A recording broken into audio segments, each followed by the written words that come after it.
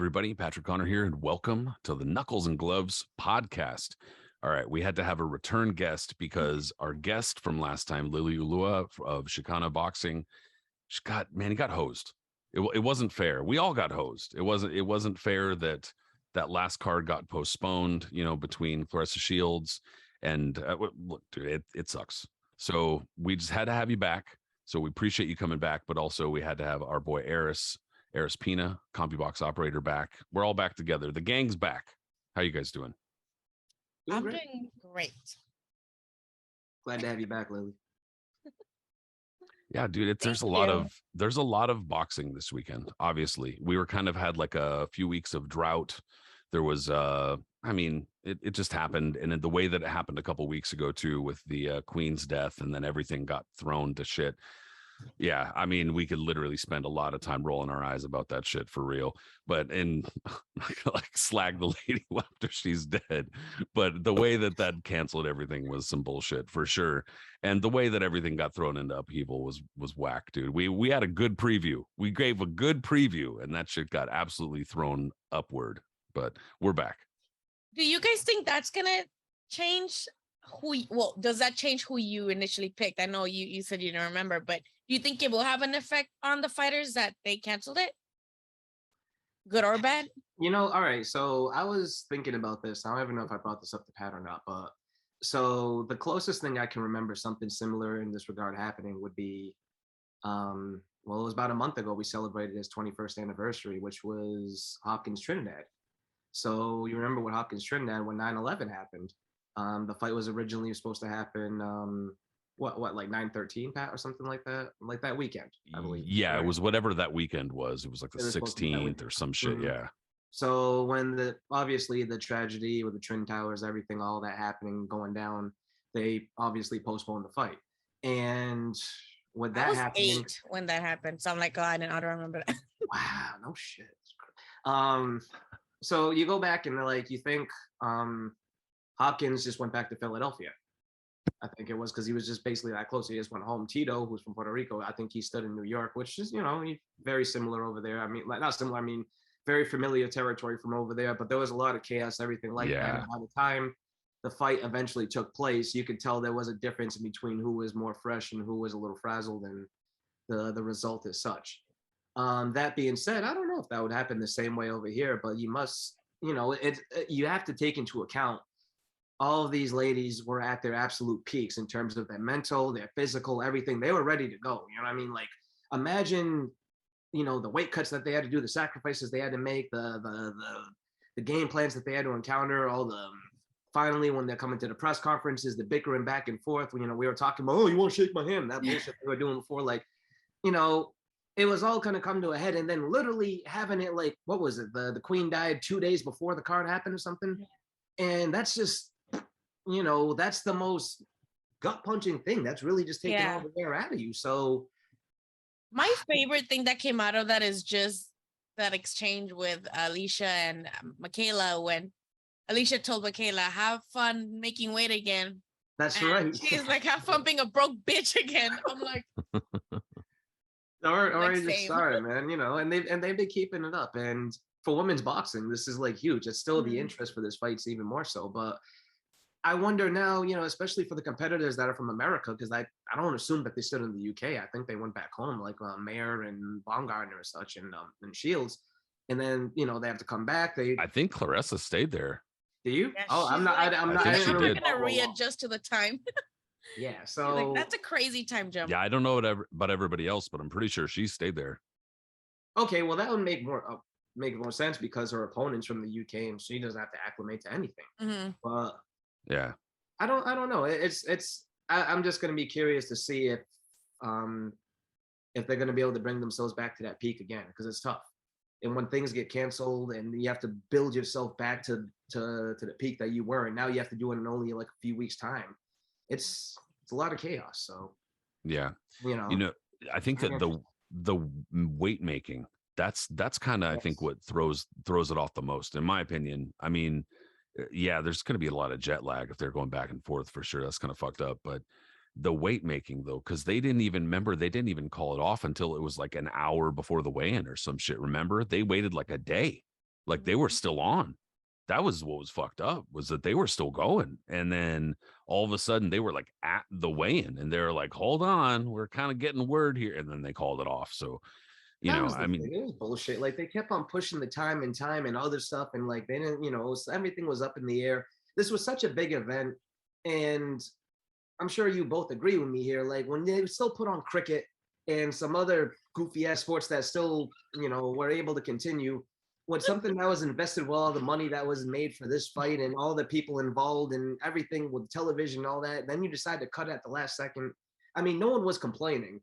At least, obviously, yeah, they took it way more great. Everybody involved took it way more gracefully than I thought they would have, and then I would have. But I said they would did have been like, public. I fuck thought all of you. Claressa was dudes. gonna pop off. Like I thought Claressa was gonna Yeah, say, I especially would have because been like, I would have we been see like, what fuck all Claressa of how you. she is. You So I kidding was like, me? oh, she's about to Totally. go off, and I'm here for it. But now she's like, oh, rest in peace. I'm like, Yeah, I was like, I'm like, I- oh, so now the I was PR hoping person she gets her would. phone. Yeah, I was hoping she would. Yeah. No, I mean, I would have been a dick about it. I mean, I'm not saying I'm better than anybody. I would have been a dick about it because, I mean, that sucks, dude. And that doesn't make any fucking sense to close everything down the way that they did. I mean, and not even just for the fights or whatever, but everything. Like they were like, fucking, you can't park your bike places, bro. Like, get the fuck out of here. Come on now. It's a little ridiculous. But since we're already talking about it, that's the card that got postponed. That's happening this weekend again. And I mean, between Claressa Shields and Savannah Marshall, there's already some bad blood there, like we talked about in the previous preview, or some history, I should say. I don't know if the bad blood's really, it's kind of just sniping at one another, really. But we talked about this previously. Savannah Marshall has an amateur win over Claressa Shields, and she's the last person to have defeated Claressa Shields, and that was, I guess, news and whatever. And Claressa is kind of seizing on that narrative and saying, hey, dude, that's all you got. Like, that's all you're talking about. That's all your pro career has been.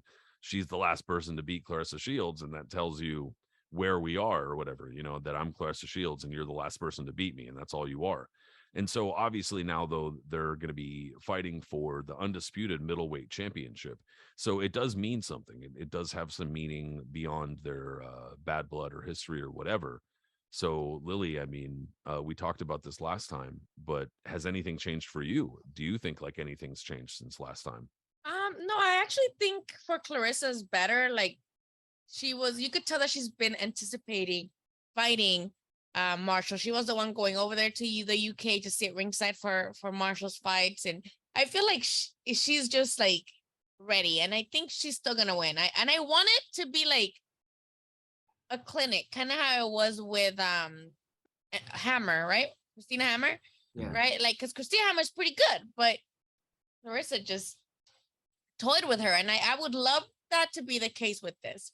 And I know you mentioned that Marshall's power, but I think, even though Claressa has been down before by Hannah Gabriels, I think she has a decent chin on her, and I think she's gonna, the going to the MMA, I think that helped with like punch resistance too, and I think she'll be fine. I think she's gonna win. I just want it to be like, I want her to embarrass Savannah Marshall over there in the UK.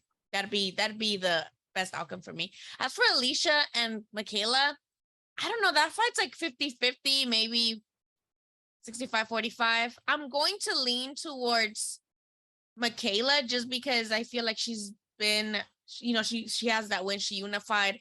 So I think I'm going to go with her, but I don't really have like a preference. I just want it to be good. And I think given how they trash talk each other, it should be good.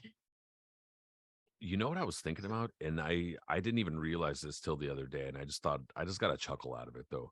Cause like I was looking at Claressa Shields, like on BoxRec, I was looking at her record. And so we go back a handful of fights, go back 2 fights, and Marie-Eve Dicurie, the young lady that she earned a decision over last year, she's going to be fighting Natasha Jonas for, the unified junior middleweight championship in a couple weeks, and they're making a big deal out of that. And I was kind of just like, I'm not trying to become like a massive Claressa Shields fan or anything like that, but they're talking Dicurie up, and then she gets basically whitewashed by Claressa Shields, and then she goes on to now they're going to be doing the unified championship. They're like, woo woo woo, like that didn't even happen or something. And so I mean, it does seem to kind of be a little bit of a difference in terms of how things are getting covered and how things are being reported, and the fact that also Claressa Shields isn't really being embraced all that much in the US. And maybe that's kind of, Aris having to do with why she's going over there to the UK, and why she's kind of even though the reaction has been similar, like, God, what's her problem and stuff like that, why is she getting in Savannah Marshall's face? At the very least, they're paying attention, Totally, man. Claressa Shields, from the very beginning of her pro career, she's always been the type of person that's always been fighting for what she's felt as injustice in terms of the respect that she hasn't gotten, and respect for women's boxing in general. And like we discussed in the last show, women's boxing has grown leaps and bounds from where it's gone from the very beginnings of it to where it happened in the 90s with like basically the crash television era, and how women were exploited, not just in boxing, but in every sport in general, and how everything was portrayed. And over the years now with in all sports now, especially with boxing, how the skill level has evolved so much, and how these women have evolved, and now these competitive fights have been able to come on, the Olympics, you add all these different things that happen. It's pretty awesome. So all that being said, Claressa Shields was one of the pioneers though from this onset. She was the first one when Olympic boxing had women involved for the first time. She was the star from the US team of that. There was only how many divisions at that point? There was only a handful. And she becomes the first like 2-time Olympic gold medalist. Already though, you can see why she's feeling injustice and pissed off, because every time when people talk about, when the media was talking about Olympic boxing, what were they always saying? Oh, we haven't had an Olympic champion since Andre Ward. They're still saying that. They're like, still saying bitch, that. excuse me. Andre Ward Yes. just the other day corrected Joe Tessitore like a week ago on that broadcast where he was like, Andre, you're the last Olympic gold medalist for the US. And he goes, for the men. And I was like, Jesus. And that's the thing. There's still, with everything that's happening, there's still that fighting. And that's what Claressa is, has to fight for. And so her attitude though, because she's very like you said, biting, very, not afraid to speak her mind and say for what she believes in. A lot of the male dominated sport of boxing is not used to that and that type of attitude, and don't want to hear that. They're not used to it from women. Because that's what I'm saying. That's what I mean. Exactly. Like a lot of them are like that, cocky, and of course they get their fair share of hate, right? Lloyd was like that, and he got hate for it. What's his name? The one that they call the monster, but Berlanga, right? Like they're the Teofimo, so they do catch obviously backlash too. People are like, oh, you need to get humbled or whatever. But with Claressa's like not a with just like disrespect. yeah, and also like you mentioned, people do get mad at her for being snappy, but she has to beg for things that are just formerly known to other people, like Lomachenko, how much so he became champion, like this many fights, and she's like, can y'all just mention me? And then people get mad at her, like, oh, the nerve on this bitch to have to be also named on this. Like, and they always have to bring up, and this is their main point, is that they always have to bring up, well, it's women's boxing. Look at her division. I can, there's a top 10 in the junior lightweight division. There's only 10 people in her entire division in boxing. So she moved down. So she like moved divisions and shit to shut people up, and they still wouldn't shut up, And it's the skill level is there, man. I don't care how thin the roster might be, or if it's not as dominated as the male sport. It's still incredible. It's an incredible accomplishment to become a 2-time Olympic gold medalist. Do you know how fucking hard that is to do? That's in the world, like all the participating countries. Yes, that's an accomplishment that stands on its own. And if she was to retire just on that merit, her name would still be ringing bells more so, off of that than most of the women that are still champions today. So yeah, she deserves her flowers, man. She's still gonna fight about that. But a lot of the writers, well, there's a lot of, I'm not gonna name them by name on here, but a lot of them on Twitter and other stuff, they've taken, who have followings. I think it's hurt her as well that they've over the years have bashed her and had their followings, of course, jump alongside too when they don't get along. You know what I mean? Mm-hmm. And I know who y'all think like. So with that being said, it is tough for her, but she's at a point now where this is the biggest fight of her career. She has expanded, like Lily mentioned in the last show. She's moved on to MMA and tried to do other things to like really just bring over, some kind of respect, and also make more money, recognition, whatever you want to call it, everything as a whole. And it's come to this point. This is one of the biggest women's boxing cards I can, off the top of my head, I can ever imagine. And they're in the main event of it. And she was willing to go to the backyard of Savannah Marshall to do this. So, like, yeah, this is huge. Huge.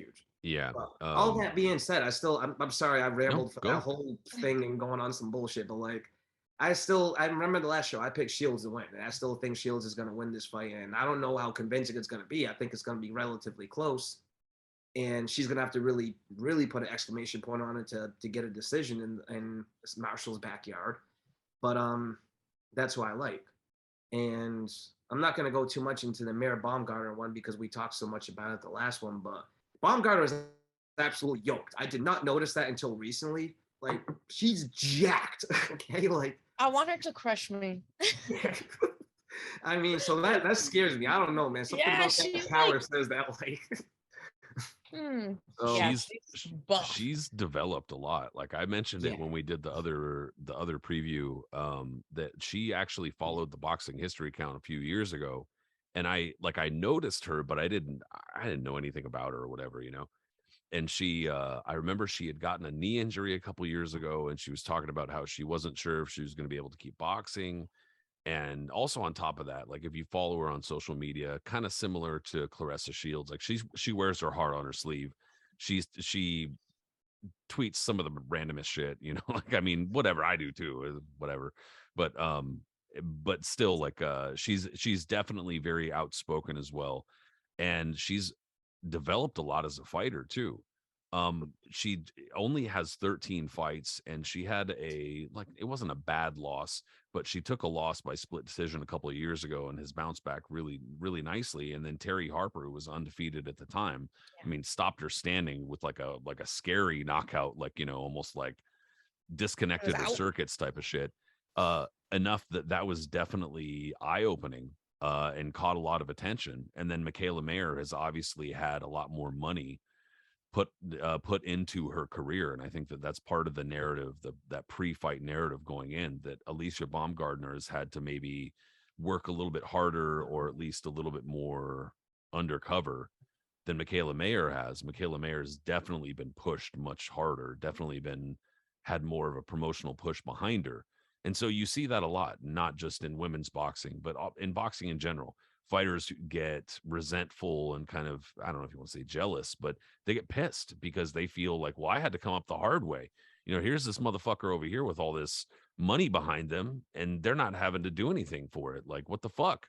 And so, I mean, that also can develop a certain attitude that can show in the ring. And that has seemed to show in the last few fights for Alicia Baumgardner. So if she does show up, if that fighter does show up, you know, Michaela Mayer is maybe a little bit more polished, but she better not get hit too much. And like I think I mentioned the last show too, man, she has a tendency sometimes, if she's going to get hit, and she's probably going to get in this fight, she doesn't like, she will stand and trade to the detriment of her coach and everybody else. She's not afraid to get into a firefight with somebody. She did it with God, what's the name? Hamadouche. Yeah. And that was a fight. That was a hell of a fight. Oh my God, that fight was awesome. And Hamadouche, obviously, no discredit to her, but she clearly doesn't have the pop that Baumgardner has. So if Baumgardner and, you know, the massive arms of her are able to land one of those bombs, I mean, who knows? You know, it could be very, very interesting. We've seen Mayer. I don't think we've seen Mayer actually really hurt. We've seen her kind of stunned, you know, a little frazzled, but not like actually hurt. So it should be interesting. If she does get hurt, if Baumgardner is able to really jump on her and, you know, has the finishing touch to be able to do it, or if Mayer is going to be able to have that grit to get in there and, you know, battle back. It's a fascinating fight. It's a really fascinating fight. And the fact that it got canceled, we had to made a month, it made it even more salivating for me because of everything involved in it. You know what I mean? Even though it sucked that it got canceled originally. Yeah. So. Well, I'm happy that they kept the card, though. I'm happy that they didn't try to, you know, push it back or try to retool it or some shit like that. Or put it in an undercard somewhere. Like, I'm glad. Yeah, that's huge. No, it's still, like we've said a couple times, women's boxing has really been developing quite a bit. And I mean, that actually kind of, as a slight side note here, I noticed that recently there've been a discussion about, like, talking about what the fight of the year could have been and whatnot. Is it could it be Katie Taylor and Amanda Serrano and whatnot? And then the subject has already been brought up. Well, we need a separate women's division for fight of the year now. I'm like, isn't that kind of the opposite Well, of we what we're wanting to do? separate but Isn't that equal. a step back? I Wait, mean, I'll say this, Pat. I was lucky enough to have attended Katie Taylor, Amanda Serrano at MSG, and no bullshit. Like I've been blessed enough to work a lot of fights there and seen a lot of fights there, and that was one of the best atmospheres and best fights I've ever seen at the Garden. And a fight like that, I guess, in my opinion, I'm saying just deserves itself for to stand on its own if it's going to be a fight of the year.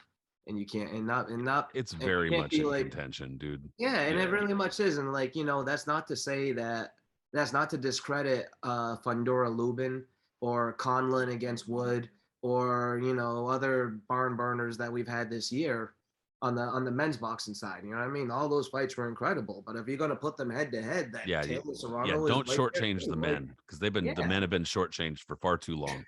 Yeah, right. So Jesus. But I'm just, that's all I'm just gonna say. Like, I mean, you can't that atmosphere was fucking wild that night. And you know what was the best part about it? Is that there was nobody really beefing. Like, people were arguing, but they were like friendly doing it to fans. They weren't like actively trying to whoop each other's asses like you do at other fights where I've seen at Barclays and at MSG. People were just being cool. You know what I like? I saw that people were taking pictures in Irish pubs around the town, and they were like, "Oh, Yes. come here and watch Katie Taylor versus that other bitch," or things like that. And I'm like, "Oh my god!" Like, the little chalkboards that they have outside.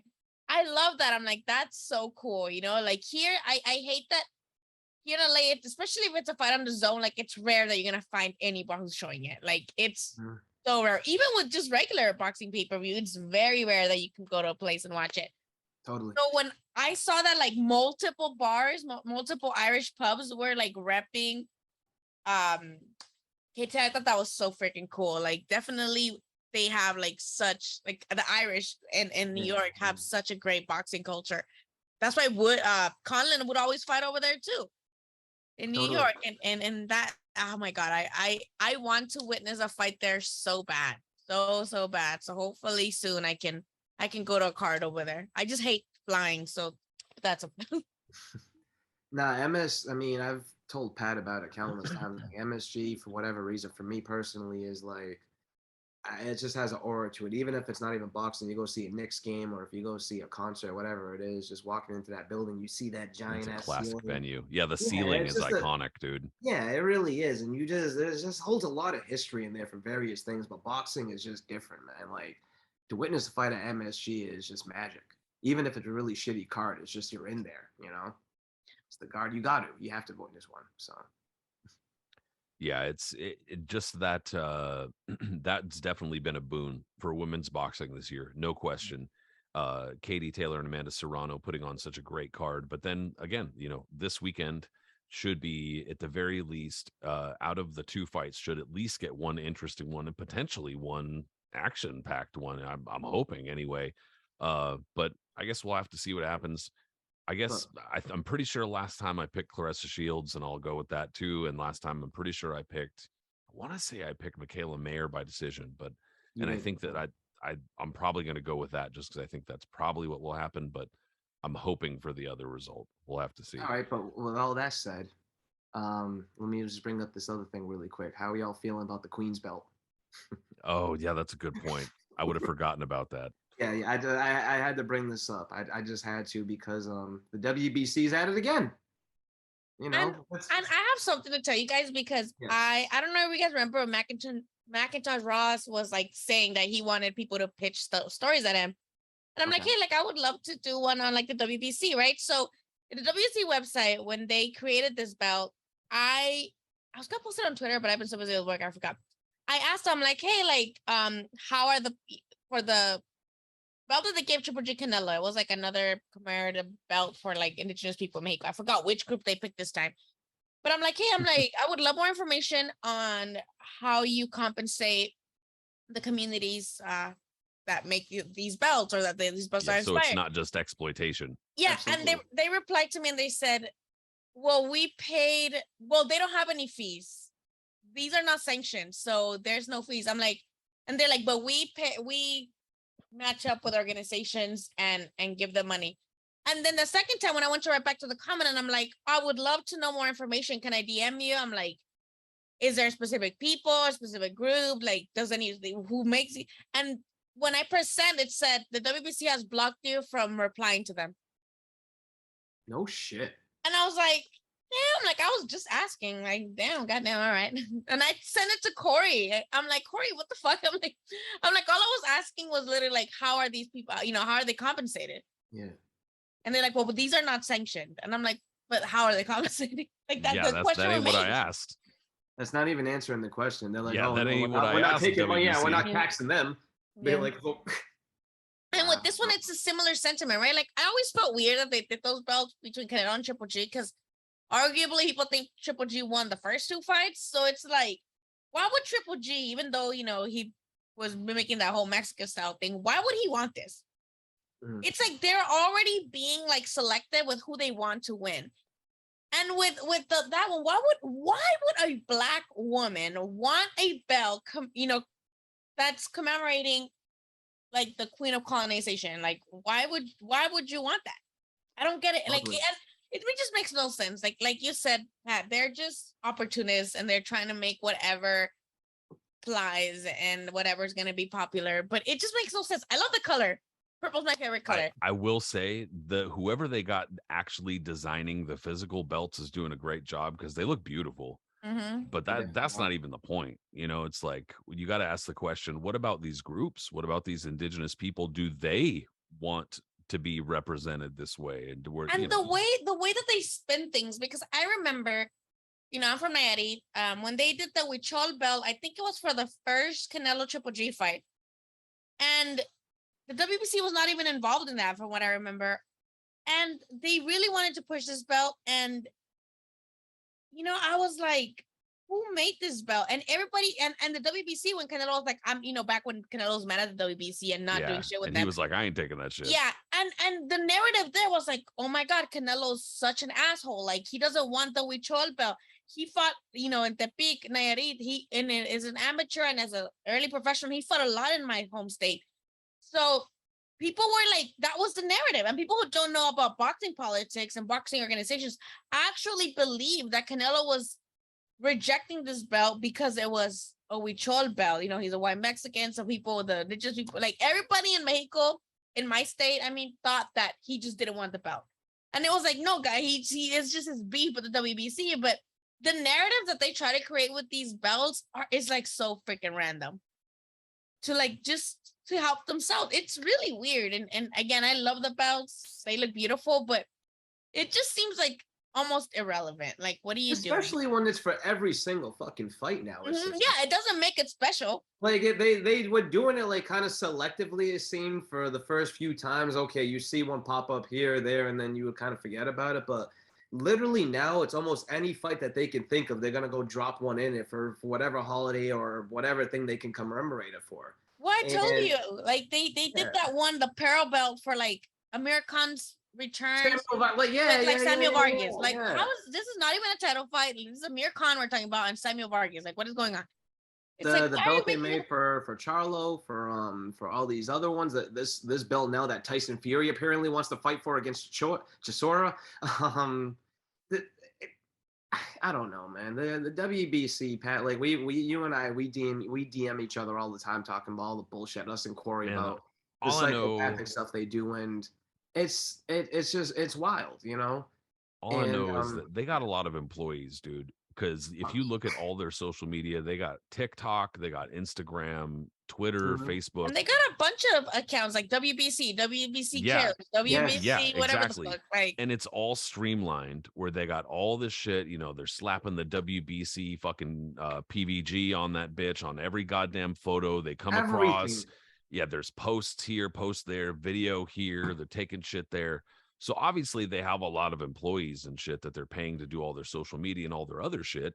And they're obviously commissioning these people to make the belts and blah, blah, blah. So, this just overly produced. All of this shit is thought through. This isn't by accident. These people, they can claim all this shit about being nonprofit businesses and all that type of, whatever.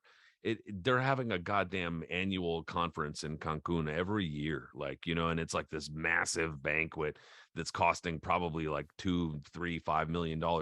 It doesn't make any sense. What they're Also in claiming Acapulco. They just have in Acapulco, and I'm like, or Puerto Vallarta or some like, fucking like resort. How are y'all making these commemorative belts? It makes and then you're in going to honor this of the resort indigenous that's people, exploitative of the indigenous population. Exploitative That of them, prompts you the party. yeah, exactly. It's They're like, what are your absolutely full of shit. values? Because They're it's absolutely like full a of shit. band-aid. It's a band-aid solution. It's like just a facade. Like, you are claiming to care about these things, but you specifically harm them by doing these big events and again, I just wanted to know what compensation they received. But I did see, Addis, in the DM you sent me, it did say at the bottom the person of who it was. So I'm like, no, I'm gonna Google this person and see if I can contact them, because or see if I can contact anyone, because I'm like, I really want to know how much, if at all, they paid. I'm pretty sure they paid them or whatever, but like, it's not just paying them for their labor. If you really want to honor them so bad, like, give them money too, and give them resources, and give them. It's a band-aid thing. It's a facade. Absolutely. I don't know, man. It's just ridiculous to see like that. I don't know. I always get annoyed when I see Mauricio with his selfies and always posting up when they're like, when you see these interviews and the stuff and the answers that they give people, it's the type of thing that I hate more than anything. They like to talk a lot, but they're not actually saying anything. They're just giving you words. Like politicians. Well, the reason why we have this belt is because the commemorative value of the people of boxing is so great that, see, when you look at the history, it's like they just start going into shit. It's like, but basically, wow. Pat, like, when I was watching Richard Pryor comedy the other day, and he was talking about how from years ago, and he was explaining how his kids were trying to like explain how something got broken and they weren't saying anything. Well, I'm gonna tell you how it happened. Okay, exactly. Listen. So exactly, you're not gonna believe this. It happened, but it didn't happen. All right. And so blah blah and you go for a 10, and that's how it happened. Mauricio's great at that shit. Yes, you know what I mean. Like, he just go from some bullshit, and it's like, and it goes from him. It goes through it from his dad. And the worst part about these guys is that if you meet them, they can get you wrapped around their finger quickly because they just know how to talk to you and know how to swindle you, make you think that they're good people. Lily, I think I told you recently, like, one time I met Don Jose, I've told you this, Pat, too, a long time ago, when somehow he got inducted into the Boxing Hall of Fame. And not to veer off really quick, but that really shows you there in perspective how people are pissed off that Jackie Tonawanda got in, but they would vote for Jose Sulaiman and not even bat an eye about it. But despite spending an entire career talking shit about him in print, an entire career, and then vote for him. Yes, exactly. Anyways, he gets there, and when I'm there helping out with the fist casting, and I'm talking to him a little bit, this dude had me, and I'm a very skeptical person. I don't trust anybody. And within seconds, he had me thinking he was the greatest person. Well, blah, blah, blah, blah, blah, man. Yo, man, you're beautiful, this. And let me tell you about the past fighters. Oh, you love Salvador Sanchez? Kid, let me tell you some stories on Salvador Sanchez. And I'm just like, wow. Then 2 seconds later, like, he leaves, and I'm thinking to myself, like, what the fuck just happened? You know what I mean? I was like, this dude totally just brainwashed me. I was like, there's positions for people like that. There's business positions for people like that. My boss is like that. Like, she has you at the palm of her hand within 5 minutes. And I'm like, God damn, I'm too anxious to even talk to people. And you got people who, perfect the art of just wrapping people around their finger. Must be nice. I was like, I need to go take a walk and like go eat something, man. What? I just need to like break down exactly what this guy just did to me. It's very salesman-y, dude, for sure. Yes. And that's precisely why they can't be trusted, because they're always lying.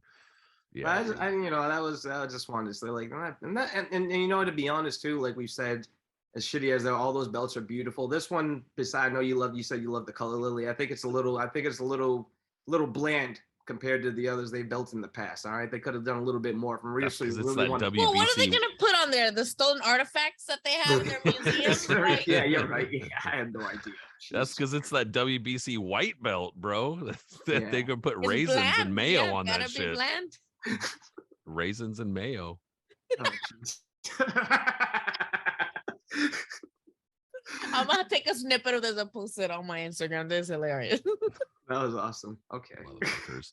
Yeah, no, look, dude, it's gonna be it should be a good card. At least one of these fights should win out. At least one of these fights should give us something. But let's take it from lovely England all the way down to Australia. All right. So George Kambosos, he kind of failed us a little bit this last time. I'm not gonna lie to you guys. I was expecting more. Kind of. Not that he lost, because I think a lot of us felt like this could be a one-off type of thing with George Kambosos, right? Like, you know, What do you like mean? With like who? that- With well, Devin Haney? no, that he caught lightning in a bottle with Lopez, that he Oh, was, yeah, you know, yeah, on He'd be a top in the short-term first champion. place. You know, and I Yeah. think I don't think a lot of people were real, apart from people who were like Australian, we're expecting him to defeat Devin Haney in the first fight. You know, just based on what they look like in the ring, generally speaking. And so I'm not trying to slag George Kambosos, but he obviously, that's what he showed in the first fight against Devin Haney. He almost like he didn't belong. And so, the question, I guess, is going into this one. Number one, I'm not gonna lie, I'd even forgotten this shit was happening this weekend until a few days ago. Embarrassingly, I should have known, but at the same time, it's really gone under the radar. But also, Would you say it's going down under the radar? Bam, Ooh. boomerang that at me right there. Okay, that was corny. I'm sorry. Go on. No, it was good. Boomerang that shit. It has gone under the radar though. I compared to the other fights, even compared to the Wilder fight, in my opinion. So, is that the fact that Kambosos just did not do well in the first fight, and that's pretty much what everybody's expecting here, and then we're just going through the motions because this was what was contracted? Or, I don't think that deserved a rematch. The scorecards were fucking wild. Now that I remember one of them had it like pretty close. One of the judges, I think. Damn, now I'm about to look because I don't remember. I don't remember, but I think I do. Oh yeah, both of them were 8-4. Two of them were 8-4. Yeah, no. Yeah, that was not and an I 8-4 was fight like, at all. So I think the thing is with Kambosos that because with ¿cómo se llama? Teofimo became so unlikable to people that they don't see that it was kind of a one-off, right? Like it was, Teofimo's not in the best night, in the best mental health, and they saw him beating, and even though it was like a decent fight, they saw Kambosos as a legitimate winner, and he was, but they don't take into consideration anything else because Teofimo became so unlikable that they just don't even process that. But with Devin Haney, it's like he made Kambosos look just outclassed completely, like you mentioned, like he doesn't even belong. And that's why I am happy that he said that if he loses, he'll retire, because I don't think I would care to see Kambosos against any of the other guys at 135. So that's okay with me. I think it happens again. I'm hoping, just for the sake of entertainment, that Kambosos does come up and does try to exchange a little bit more, does try to take more risks. But I just see Devin Haney having the same type of night, especially now with the boost that he beat him already. What do you think, Aris? I know we talked about this apart from the show, and I had mentioned like, hey, dude, Haney Kambosos too is this weekend, and we were both kind of like, fuck. Like, it just kind of was crept up on us, I guess. Part of it too, like I said, the postponement of the women's card, that was definitely like we were all looking forward to that, and so that getting moved to this weekend, that kind of overshadows some stuff for sure. But what do you think about this fight? I don't think much of it, to be honest. I'm gonna be straight up. It's one of those, like, there's reasons that are in positive for an immediate rematch, and then there's others for a negative that become negative for an immediate rematch, and this is one of those reasons. This is one of those examples of it. You know, like look at like Chad Dawson, Antonio Tarver when they had to have like a rematch soon after that. Like, why was the first fight? That first fight wasn't competitive. They needed to have a rematch.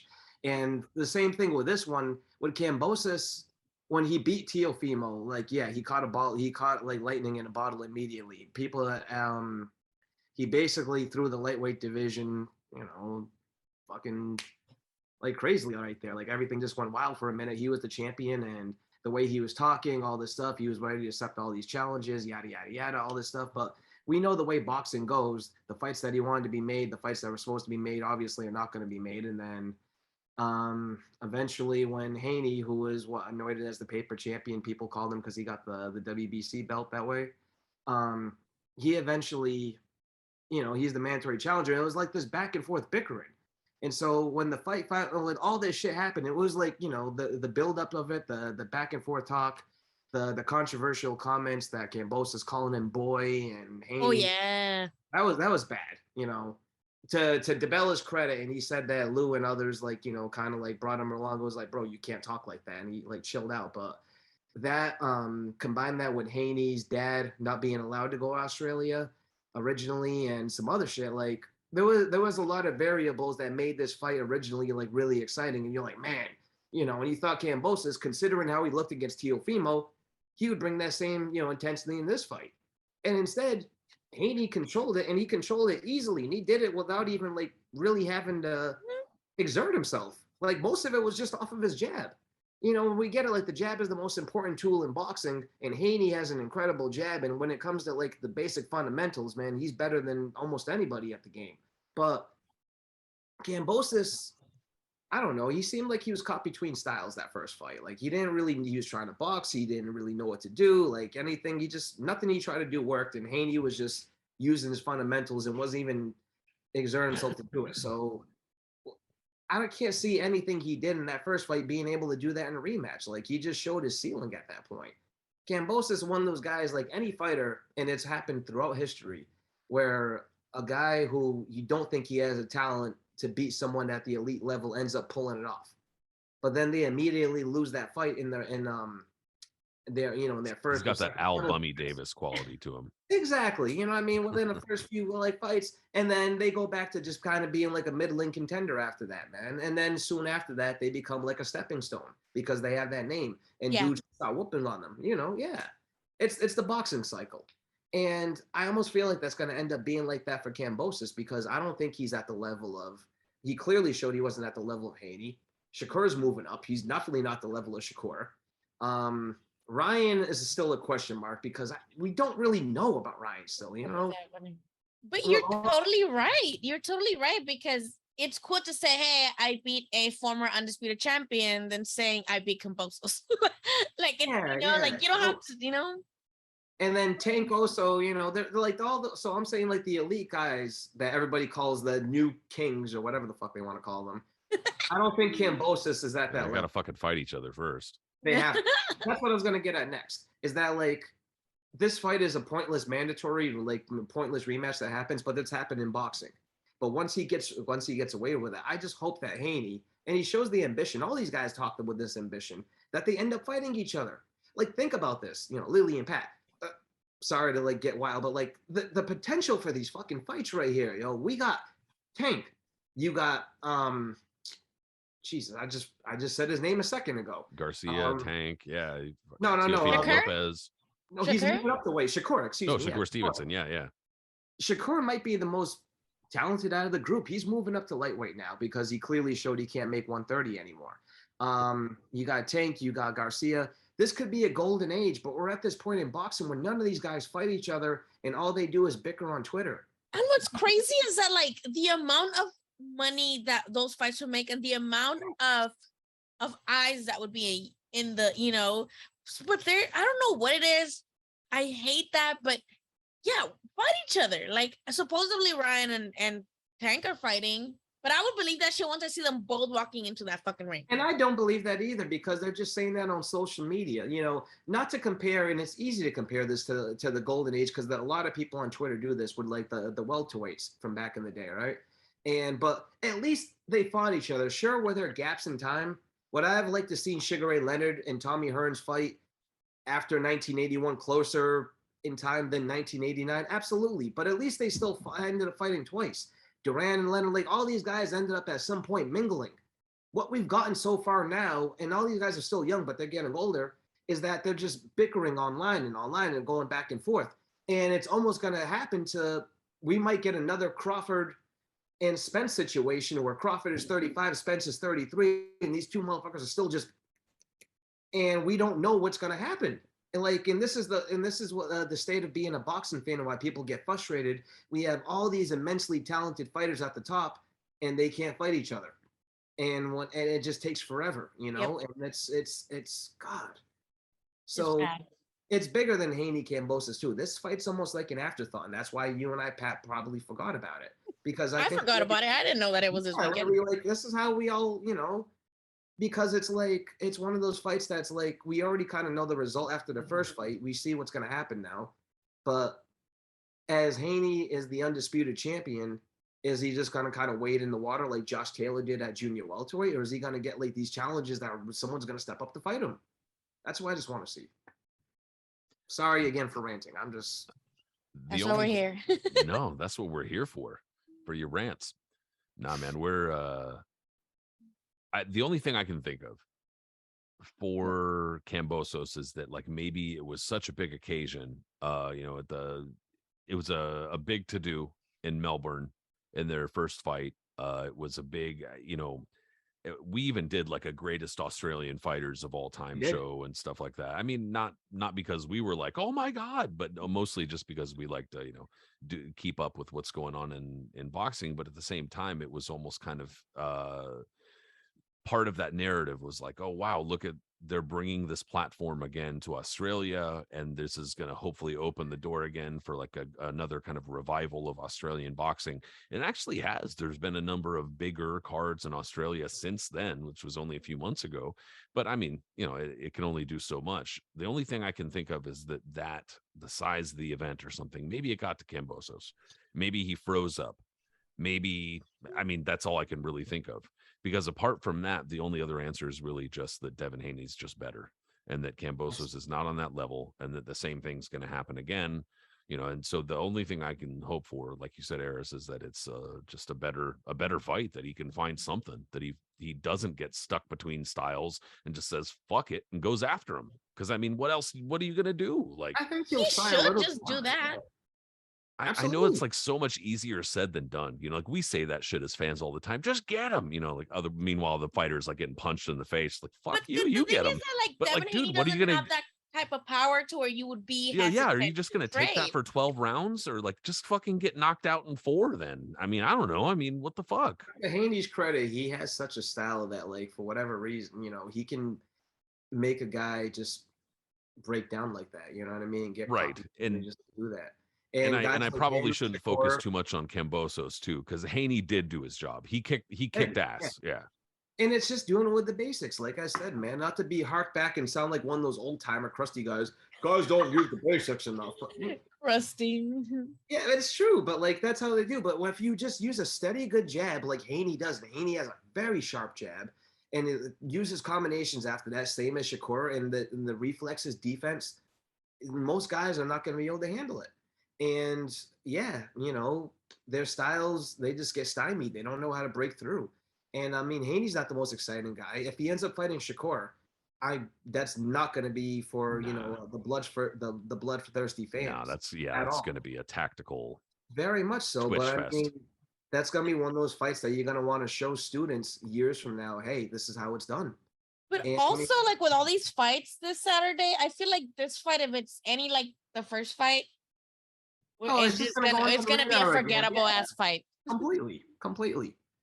And that's what I almost think that's what's gonna end up being. Like, I think Kambosos is gonna bring it a little bit more. He's gonna try. I feel, it's back in Australia again, but it's gonna be rinse and repeat. If Haney even gets like slightly, wobbled or something, I'd be surprised. But I think he wins another 117-111 decision.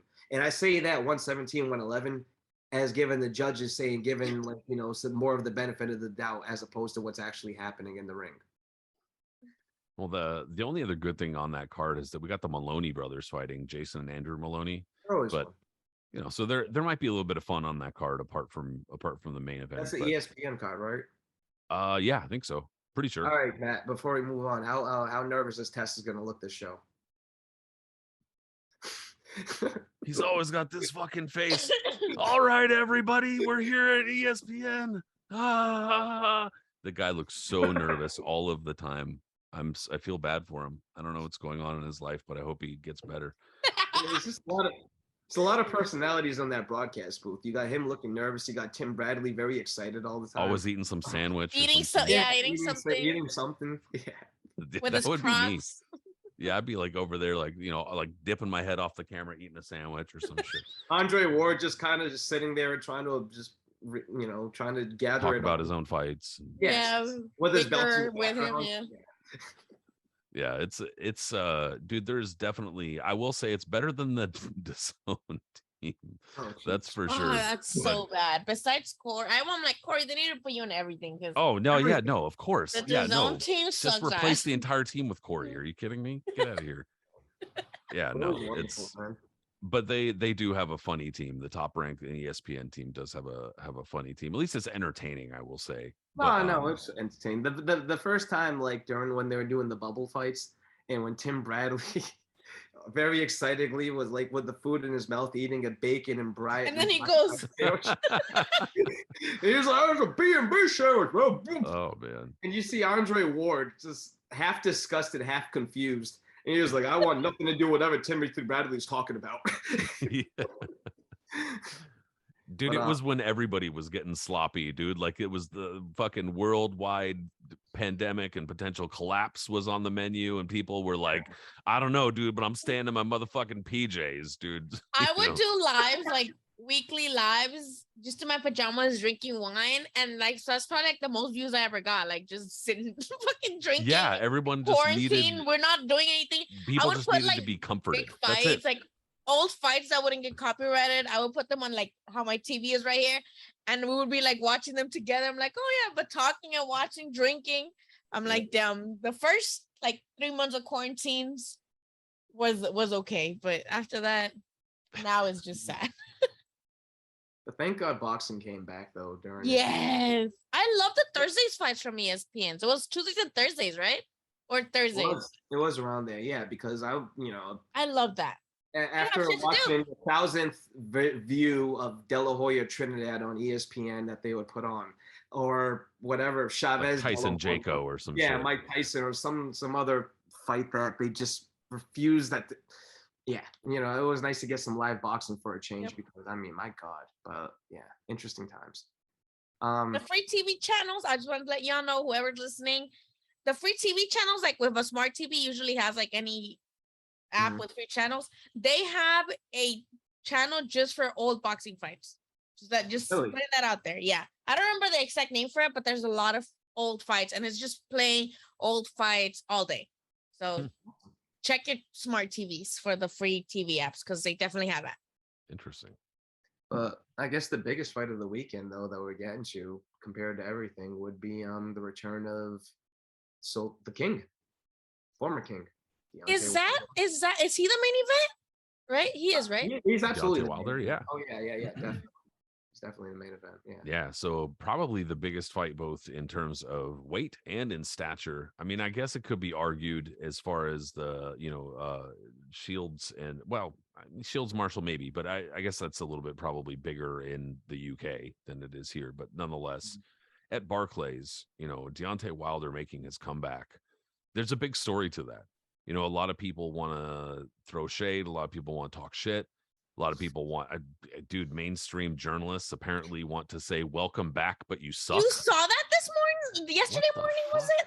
I'm like, can I have my coffee first? Like before I read some, it's like the similar thing with Claressa, I think, and it's just, black men, like it's just black people, period, that they get this treatment because it's like, as a journalist myself, I could have came up with way better ways to write that headline. Like, Wilder comes back, but he's yet looking to cement, his legacy or whatever. Why would you write it like that? Like, that was so fucking weird. I get it is more clickbait than it is like trying to be an asshole. But Totally. also, you are trying to be an 100%. asshole. Like it's both, but I think it's more just clickbait. It But is. that was really weird. And I think with Wilder, you know, I get that people are frustrated about his the whole cheating allegations, and I get that people are frustrated because I was frustrated. I'm like, oh Wilder, come on, like just accept defeat and train. Like that's all you gotta do. But oh my god, like he got like really But you can do both. kicked off. But you can do both. You can both be, in my opinion, you can acknowledge that the excuses he was making after the Tyson Fury rematch, the costume, you know, the gloves, water, etc., the the water, trainer, you know, there's all sorts of things, and you could acknowledge that those are pretty, like, some of them they range from fucked up to stupid.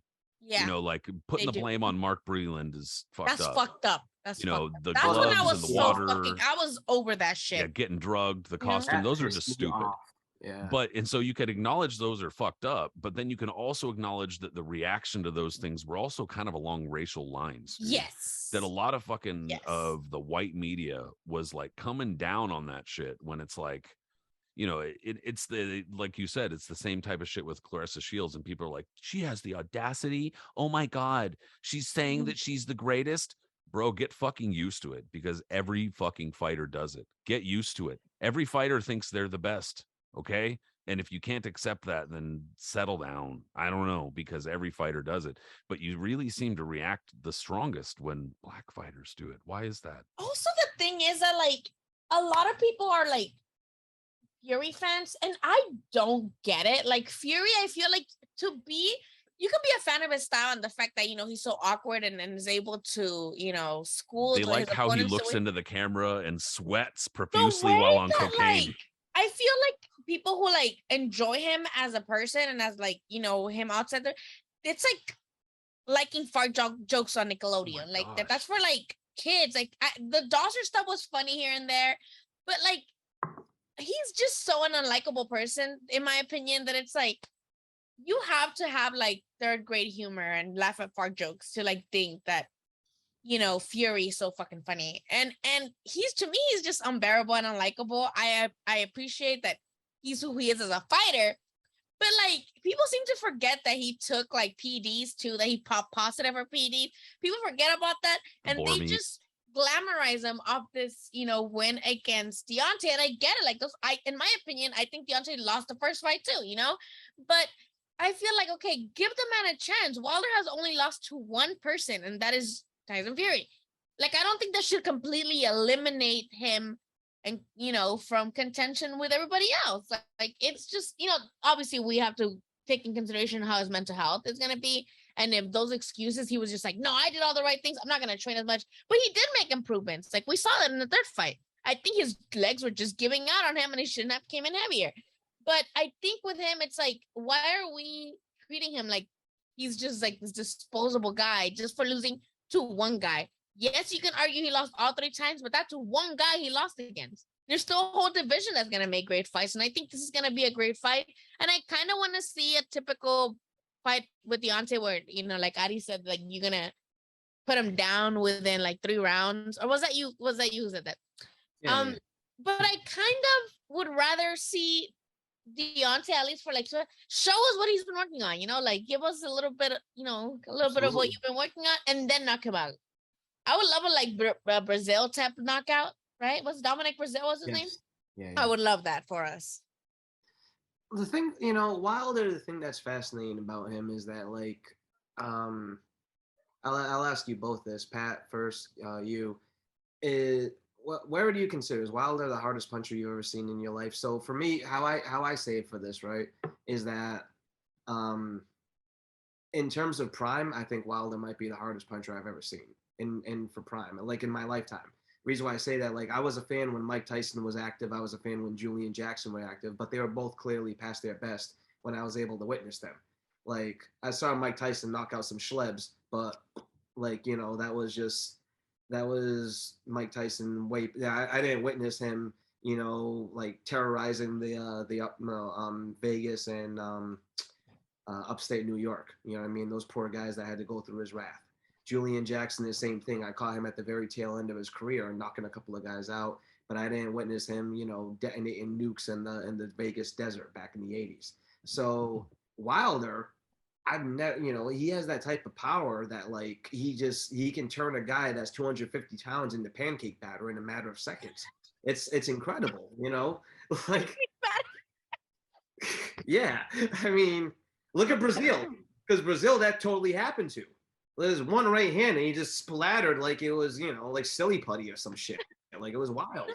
And it's fascinating because like the thing about Wilder too is that like Shields, they've had scrutiny their entire career. Shields differentiates from Wilder. I'm gonna go on a little bit here, but like Shields differentiates from Wilder, and the fact that like Shields is because of her attitude, like we said, that's what's getting everyone her, people hate her and all this other bullshit. Wilder, he's been under a microscope because he's one of the last American heavyweights you can think of from way back when. And when he turned pro, I believe so, Pat. You can probably correct me if I'm wrong. He was the only medalist from that class, even though he won a bronze medal, right? I think so, yeah.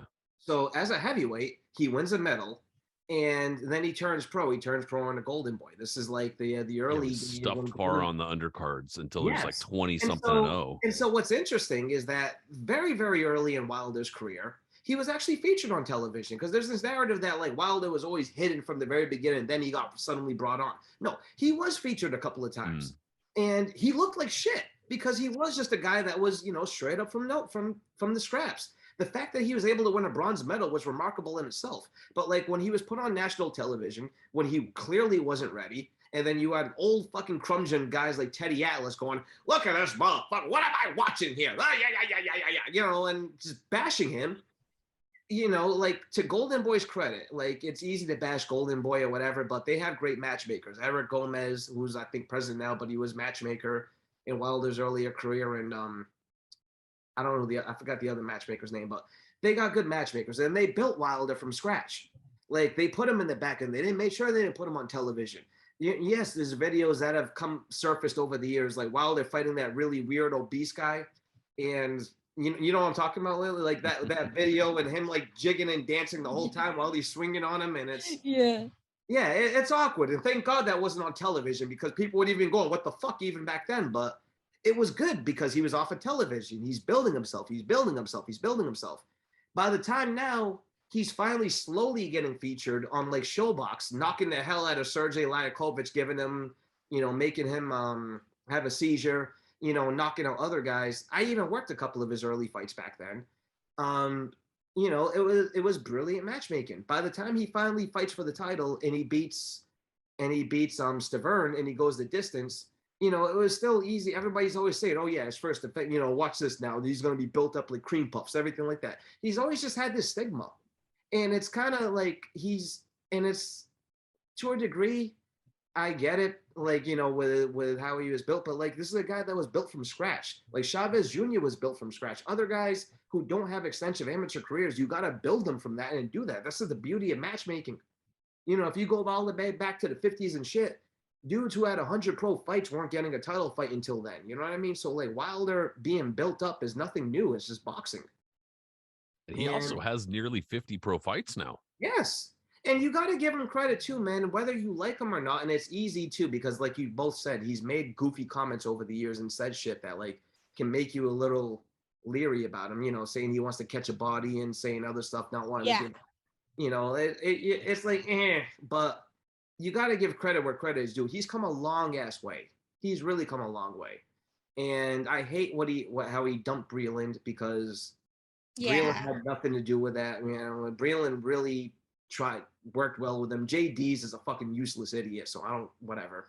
But Breland, that thing. But like him working with Malik Scott clearly, is a guy, another one that's kind of eccentric, a former pro and stuff like that. But he clearly fine-tuned Wilder to do some things now, especially in the third Fury fight that we saw. Yeah. The way that Wilder was jabbing to the body, jabbing to the head, other things that he was doing. If he can keep on working on that was only their first fight together. Am I right? I think so, yeah. Yes, it was. And he's looked pretty good in the gym too, like in the last few weeks, in my opinion. Yeah.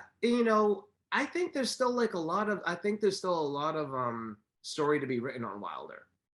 And you know, with all that being said, with the story that I'm not going to mention the writer's name, but like the story that we all mentioned that came out earlier this week, he's not a Hall of Famer. He is already. All right. Is he a first ballot? Like, are there other guys, you know, more eligible that should have been in years ago? Yes, that's always going to be the case over the years of boxing. Absolutely. But Wilder, you can't deny what he's had done, man. You know what I mean? He put up the numbers. He's done the different things. He's come up from this, the fights that he's been involved in. His story is still not done yet. Yeah. Probably going to get in. And then when you had these idiots on Twitter earlier this week trying to compare, oh, well, you know, if you put Jerry Corey's resume next to him, you put Ken Norton's resume next to him, he doesn't compare. What does that mean in the whole grand scheme of things? Right, Pat? Right, Lily? Like, what does that mean?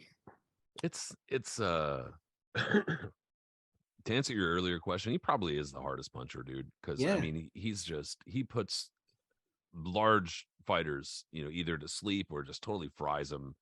And I mean, that in and of itself is just, it's massive. He's the biggest punching heavyweight.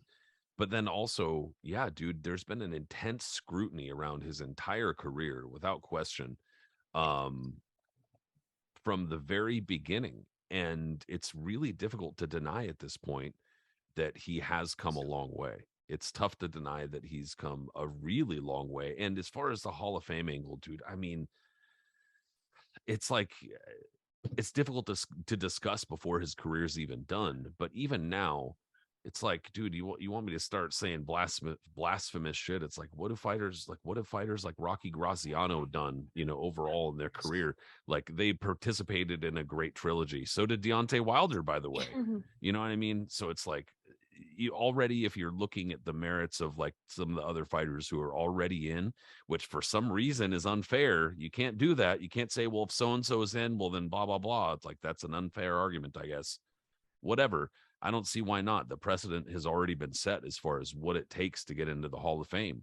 And so even if you think that Deontay Wilder is not deserving, I don't think he's nearly as far off as many people believe. Yeah. I think he's really close, you know? So yeah, dude, I think that it's nonsense. Like we've already said, a lot of people criticize him and hate him for reasons that are not logical and not fair. All right. So let me ask you both this too. So I mean, we I don't even think we mentioned Helenius after before this. The reason, I mean, it's kind of remarkable for him to be able to get to this point too, that he's in the pay-per-view main event. If you think about even a few years back, him getting knocked out by the likes of what's that guy's name? The guy that Wilder knocked out. Everyone's been beating him up. Gerald Washington. Yes. Poor Gerald Washington. Yeah. You know, he's like a gatekeeper, right? So you got, I mean, from Helenius has been around a long time. If you really think back, I mean, I met this guy, Jesus Christ, back in like, Pat, I don't even know if I told you this. He went to the Hall of Fame when he was like when he was kind of hot back in like 2010. I remember right after he beat Attila 11, and that because I knew who Attila 11 was, and I remember he beat Attila 11, and they started pumping him up and stuff, and I was like, oh, he's really tall, so I mean, I guess let's see what happens if he's skilled. The Attila 11 thing was ridiculous itself too, because Angelo Dundee was his manager, and they were trying to make him to be the new Ali, and every time Attila 11 got beat up, I'm sorry to like rant a little bit, but people that listen to the show, like some of our friends like Reggie, Killpad, and some others will definitely, you know who we're talking about. There was one time years ago, Attila 11 did the absolute worst Ali impersonation you could have ever heard. He beat someone up on a Fox Sports show, and then they put the camera on him, and he went, "I'm a bad man," instead of swinging his fists. And I was in junior high or like early high school. I said, "What the hell was that?" And Dundee was over there, you know, slapping his shoulder and the whole thing. And I'm like, I can't wait to see this guy get slept because that was awful. And eventually it did happen. You know what I mean? But like, yeah. What do you think of Helenius? Oh, sorry. Yeah, you. Sorry. Okay, Yeah, to answer Aris' question, like, and just following along with what you said, Pat, is that I had told you guys on the last podcast, I'm not too well versed and you know, familiar with like the 70s and the 80s boxing, but I think, you know, the only other person I feel like is a big puncher is like Mike Tyson. And it's like, Yes. Yeah. and like with Wilder though, it's like he can get you in one punch though. And even, and that even though he is, like losing a fight because of whatever reason, he's just, not a great boxer according to people, even though he won an Olympic medal, like what the fuck. But it's like, that it can end at any moment. Yes. And he proved that with Luis Ortiz. Luis Ortiz, I love that man. He was doing great. All of a sudden, he's out. Yeah. Right? And it's like you can be getting outboxed completely. And I think Wilder said it best. His opponents have to be perfect for the entire fight. He only has to be perfect for 1 second. Absolutely. To throw a punch. And I think not everyone can say that. No. People have to fight the perfect fight to not get hit by him. And even like when you mentioned Usyk, like Usyk has been doing amazing. I love Usyk. He's my favorite fighter. I'm sorry. I love that man. And I would feel like he loses against Wilder because not only, is he smaller, but I just feel like he'll just get hit. Like it could end like that. Arguably one of the best boxers in the world can just go out in 1 second. Not everybody can say that. Not everybody can say that they are the, the most, boxer, the best boxer in the world can got by like one punch from this, skinny legged guy. That's the beauty of heavyweight boxing. Last show that we talked, we mentioned Lily, we mentioned how things can change suddenly, and if you're a pure puncher, like a pure puncher, whether you win or lose, dramatic shit can happen because of the power you have. All right. And you believe in it.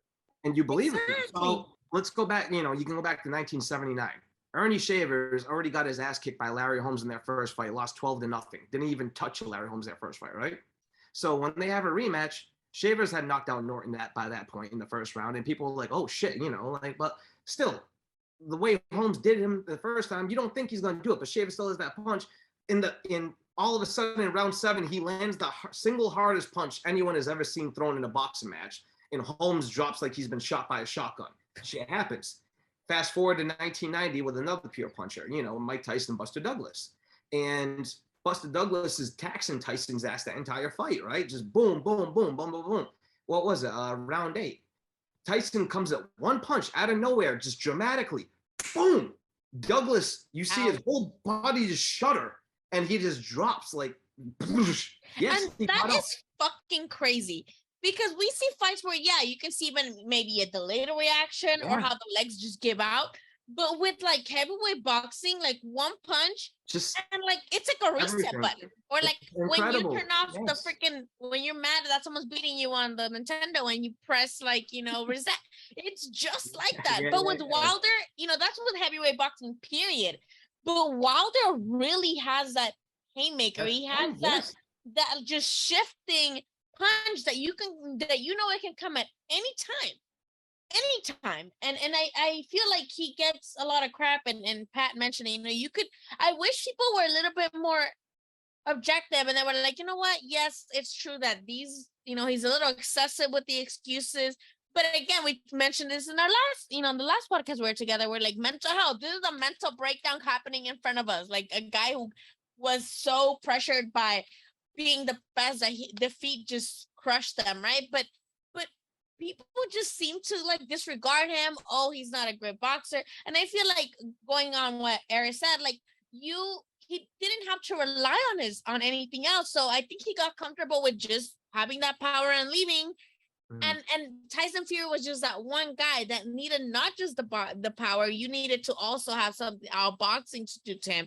You had to actually box him and figure him out and adapt. And even then, he almost got him with just the power. Yeah, and Wilder never had to do that. And I feel like, I'm hoping that this defeat told him that don't fully rely on your power. Like, yes, you have ridiculous fucking power, but let's explore our options. And I feel like, because he was an Olympian, obviously in the Olympics, is not just knocking motherfuckers out, but he was able to adapt and able to work on game plans. And I think hopefully, with his trainer, he's able to go back to that and remember that he can have other options, and just and the knockout will come just because he just has power. Like, that's just what he has. But let's implement some other, technique, because you have power, so you don't really need to be throwing like super haymakers. But no, yeah, Wilder, I'm excited for him to come back. I'm hoping that the mental struggles are behind him. He does look to be in better spirits, and like Pat mentioned, he's looking great at the gym, right? He's looking great. He's looking like he's actually going back to the basics, and I'm hoping that at least we see maybe for like one round or two, like, and then get him out of there. Like, I would love for him to come out and be like, yes, I'm still that bitch, I would love that for him. I'll say this: if the fight pay-per-view, if the main event starts around 12:30, I'm hoping the fight ends around one round, because I'm trying to stay up that late to finish it. So I don't pay you overtime either. Yeah, like I'm not getting don't get paid overtime. overtime, neither do you. Yeah, I'm not making no hazard pay on this. So I think that I'm not, like, obviously I don't think super high of Robert Helenius. I don't have any issue with him or anything like that, but I think that it's already clear that he's already shown that he's like not really on that. Yeah. He's the one that beat Milwaukee, right? Or Yeah, Konatsky or whatever. The But he's been around guy. so long. Pratt, correct me if I'm wrong. He's been around so long that he's also beaten like guys like Lehman, Brewster, and Yeah, like back in like 2012 and 2011. Well, and that's what I was saying, is that I remember back in the day, like, there was like, he came up right around roughly maybe a little even before David Price. Yes. When, like, because there was like a group of like really tall heavyweights that were fairly skilled and had some good, amateur experience, that were all coming around the same time, and he was one of them. And I remember thinking like, oh, whoa, like, that's crazy, because Finnish or whatever he is, I can't remember exactly what he is. I want to say Swedish, Finnish, but a Scandinavian heavyweight who's big, skilled. You don't really see them that often. Somebody who can actually get far. Let's see. And I think he's already proven that he's just not really on that level. But then on top of that, the fact that he's had this career resurgence by defeating Adam Kaunatsky twice. I mean, that says it all, really, with all due respect to Kaunatsky. Like, we've already seen that he's extremely limited, and even in his power, limited. So it's like, if you're using him to stage your revival of your career, that's not a great, that's not a good sign for you. But there is an opportunity there with Deontay Wilder to test him mentally, to test where he is after those defeats to Tyson Fury, to see what kind of fighter he is, whether or not he really even wants to be in there. The problem, of course, with Helenius is that he does not have like the greatest chin, and Wilder can fucking punch. So we might not even get to find that out. Helenius might not be the opponent to find that out. But either way, I mean, I think that this is the proper kind of comeback or whatever opponent for Deontay Wilder, because it is gonna see, we are gonna see where he is. We are gonna see whether or not he really wants to be in there. And one thing that I think that we don't want to see from him, or if you're on his team or management or whatever, that you don't want to see from him, is you don't want to see him struggle for 8 rounds and then score a 9th round knockout. Yeah. You want to see him dominate. You want to see him, beat the crap out of this. Especially not against Helenius. Like, exactly. Struggle against the top guys, not this guy. Yes. So I don't think that's gonna happen, man, because Wilder has already mentioned now that like he seemed like you both mentioned, he seems like he's a little bit of a better place. After one fight with a trainer who he's clearly comfortable with, because they've had so much history with him and Malik Scott. He's already said too that like he's ready to move on after this fight. If he wins it, he should win it. That he wants to move right on to Usyk. And the way things are going now in boxing, that you have Tyson Fury just making a bunch of comments and other bullshit. You got Joshua in limbo. You got all these other guys are out there. He said clearly, Usyk said that he's ready to fight Wilder next. Wilder just said he's ready to bypass Andy Ruiz, which I'm kind of sad about, because that would be awesome. That would be awesome. To go right back to Usyk. But that's a fascinating fight too, because like we've all just mentioned, like it's been said on Twitter by Lou DiBella and other esteemed people. Yes, Usyk can outbox him for 11 and a half rounds. Wilder just has to land one punch, okay? Usyk can't be touched. I mean, yes, he's a great defensive fighter. The guy can move. He's a heavyweight Lomachenko. But Joshua touched them. Yes, Joshua touched him. Falcon Chisora touched him. He can't be touched. And Wilder is not Mr. Activity, and he's nothing like that. But if he's the type of guy that, you know, I will say this, he's quick twitched, where if he gets going and he can throw wild punches and everything like that, and anything he throws is gonna hurt your ass like badly. And if he catches some shit, like Usyk can get caught, and if he's so small, you know, who knows? Wilder will be fascinating against any fighter in the division just because of his power. He has God-given power that ranks him amongst some of the best heavyweights, if not some of the most elite fighters on the planet ever, and pound for pound in history. So that's going to carry him a long way. You know what I mean? And so this is, of course, this is the comeback fight. Like, do we wish this was on pay-per-view? No, obviously not. It should be on Showtime, maybe, or Fox or whatever. But it is what it is. I'm not going to complain. You know, who gives a shit? But like, this is what happens when they run out of slots at the end of the year. Yep. Exactly. So, you know, it's just good to have him back, because like there was a lot of question marks considering his last loss after he lost his Fury again and other stuff. Hey, is he going to come back? What's going to happen to him? Yeah. But he's back. And to have Wilder back in the heavyweight division, regardless of how you feel of him, is a good thing. So, Yes. Yeah. Yes. Yeah, I agree. Greatly said. Yeah. I agree. In my opinion, the only other fight on that card between two name fighters, with all due respect to anybody else, of course, is Caleb Plant versus Anthony Dirrell in the kind of co-main event or whatever. Look, man, I'm not going to lie to you guys. I'm not a big fan of either of these fights. I'm not a fan of either, but Caleb Plant just has like that one. He looks like that I had to do it to him guy vibe. Like, he's just so fucking corny to me. Like, Caleb Plant is like the king of corny to me. They both just not like him. him. I do not like Caleb Plant. He's so fucking corny. Him like seeking validation from Canelo like during the fight was fucking pretty weird good, huh? to me. Pretty good, right? Like, no, like, what the hell's going on? Like, and Lily, you were there at the press conference also too when Jordan was like yelling a bunch of nonsense at Canelo, weren't you? I think that's why I don't get accepted to PBC credentials anymore. Wow. But I swear on everything on my life, she said that shit. Like, we were waiting for Caleb Plant to do his little, walk through the little media thing, and she did that. She was talking to two other people, and she's like, "Oh my god, like what is this, Mexico?" Like, she said that, and then she's like, "Oh yeah, look at him, look," and she's like, "They want to talk Spanish, blah blah," and she also said it in the 24/7. That's why I'm like, why do you guys not believe me? Like, on the 24/7, she said, "Oh, he's over there talking Spanish, blah blah." Well, he's Mexican, and English is not his main language. Of course, he's gonna be talking Spanish. Like, what are you talking about? But I think that's why PBC doesn't accept me anymore. But I just think he's so corny. Like, he is, my embarrassing fact about myself is that I like Eminem. But just because I like him doesn't mean I don't acknowledge that he's fucking corny. And I feel Eminem's a talented rapper. You can't deny that. He's talented, but he's fucking corny. And I feel like that's what Caleb Plant is to boxing. Like, he's so fucking corny. Without the Eminem of greatness. boxing? But without the greatness. Well, without the greatness. And then he goes and he like has Twitter beef with like random people tweeting him. Like, my dude, I do remember that. You must have like really low self-esteem to like go after some random fucking guy on Twitter. Like, what the fuck? Like, I can get like clapping back. I see Shakur clap back at people all the time. But like, he was like nonstop like exchanging Twitter. Yeah, he had time. Like, bro, like, go train. Like, go take care of Jordan, who's pregnant, or they had their baby. I don't know. Go. What the fuck are you doing? Like, he's so fucking corny to me. And I'm just gonna say it. I might get canceled for this later in the years coming. But he's like that typical white guy who wants to be black so fucking bad.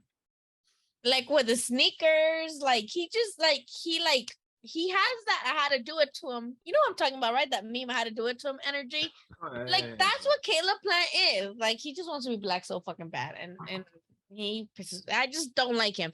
Dirrell's okay. Like, he went against Benavidez and he had like decent shots here and there. But I just feel like he had already retired and he got this amazing knockout in the Canelo Plant undercard, right? And I think that gave him like a little bit more of like, oh shit, no, I can still do this and maybe get a payday against Canelo or something. Mm-hmm. But I think that like he's not gonna win. I think Caleb Plant's gonna make it like he's gonna outbox him and that's it. I don't think it's gonna be an exceptionally entertaining fight, but I think Caleb Plant beats him by decision. Yeah, it's a couple of names. That's pretty much like, and I think that Caleb Plant's on the way up. I mean, assuming he's on the way up, he might have plateaued or whatever, but Dirrell's probably on the way down. And I mean, just the history of all the crap that's happened, the Uzcategui fight. And then I know that Andre is his brother and not the same person, but like it's like something crazy or weird happens and every time they fight. 100% of the time, dude. So I'm like, just like every time I see a Dirrell is coming up on the schedule, I'm like, like I just I draw back. We've been forced by the Dirrells for a long time, and that's the long time. I want to say that's the thing that again that always annoys me, even though it's been happening for years. What annoys the shit out of me about the separate playgrounds when it comes to boxers and promoters is that these guys keep on getting recycled, even though they shouldn't be. Anthony Dirrell has been, how many times have we seen him now in the main event, and how many times have we been seeing him? Andre Dirrell has been around since I moved to New York. I moved here 15 years ago when he was first in the Olympics. So that's a long ass time. Obviously, he's not like quite in the same like sphere as Anthony, who's a little, still being featured, but like we've been seeing them for a long time.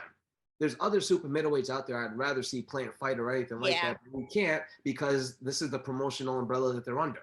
And the most relevant name is Anthony Dirrell. So let's match the two together before especially because he was the one who got the belt when Benavidez did coke, right? Like he's the one that and then Benavidez fought him and beat him for pillar to post. And it's kind of like, what is that going to prove now? Because literally, like you said, all this is going to do is that Plant is going to outbox him probably because Dirrell is not a guy that's really active himself, and he's older and he's been through a few things, and he's just it's just a fight that's almost like it's two names and they've been bickering back and forth, but who's going to win at the end of the day. And the biggest story out of it is that Plant made some Freddy Krueger inspired Nike dunks, out of his boxing shoes for this fight. That's it.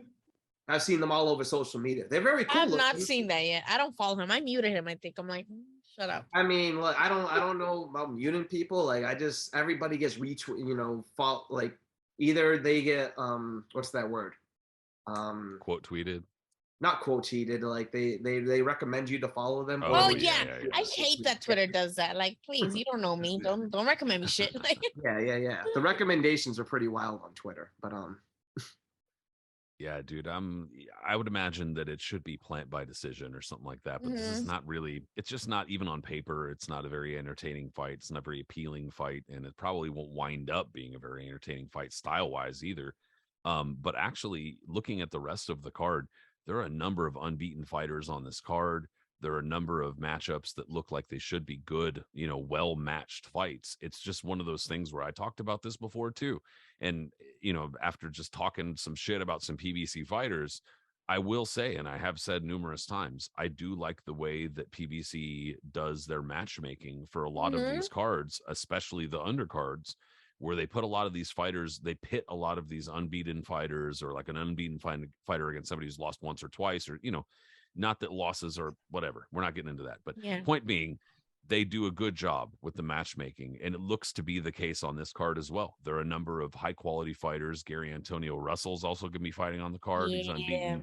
So, I mean, it should be a lot of fun. The main event, it's just that the main event, and I think the fact that it's pay-per-view is really throwing a lot of people off, which I get, dude. I don't like the pay-per-views either, but it's just the nature of the beast, when you run out of those television slots. But that's how it goes. I'm really looking forward to this weekend, though. There's gonna be a lot of boxing, and on top of that, the way that it's staggered, I'm happy because we got from the UK, from Australia, and then from Brooklyn, so it should be nice and spread out. Shouldn't be all happening all at once. Different time zones. Yeah, I'm happy about that at least. But hey, dude, Aris, I appreciate you coming on here and doing your thing. But Lily, having you back as a guest, of course, we very much appreciate that. You took the time, and we're sorry that the last time it got screwed up, but it was all that Queen's doing. We didn't do any of that. Fuck the Queen. Bam! There's where it is. Can I say that on YouTube? You could take this part out so you don't lose monetization.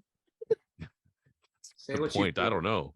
I don't know if that'll do We anything. ain't sponsored by nobody. I don't give a Speak your mind. What are they gonna do? She's dead. What is she gonna do? No, it is what it is, dude. It got screwed up last time, but we made up for it. So anyway, thank you everybody who listened in. If you listen in via the podcast apps, we always appreciate that, and leave a rating or a comment, also appreciated. But if you watched on YouTube, subscribe. Thank you very much. Leave a reply, and we'll reply if we can. But we're also on social media. The Knuckles and Gloves podcast is on Facebook and Instagram, but individually, we're probably more on Twitter, a little bit more than any of that stuff. Lily Ulloa is on Twitter as Queer Desmadre. That's Queer DESMADRE. And then my buddy Aris Pina is on Twitter as Punch Zone Aris. Me, Patrick Connor, I'm there as Patrick M. Connor, not Patrick Mick Connor, despite what motherfuckers are saying. I swear to God. No. Yeah, so say hi on Twitter, because we'll say hi back. But hey, thanks so much, you two. Appreciate it. Absolutely. All right, later, everybody.